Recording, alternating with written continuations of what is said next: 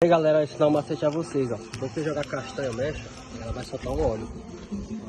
Quando ela soltar um óleo, aí vocês têm cuidado porque se ela estoura, viu? Aí joga fogo nela. Vou mostrar pra vocês aí o macetezinho. Aí galera, ó. Pronto, o óleo dela é altamente inflamável, ó. O óleo que ela solta.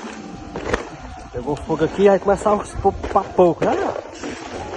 Tem que mexer, se ela queima.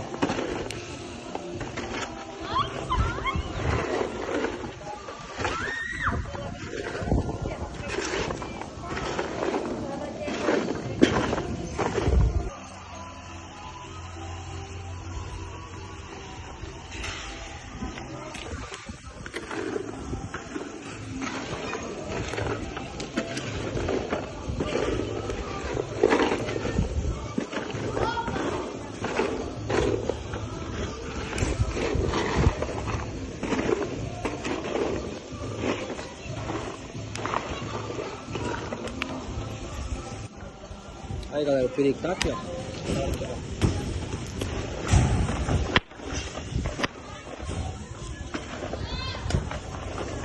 Tá o perigo.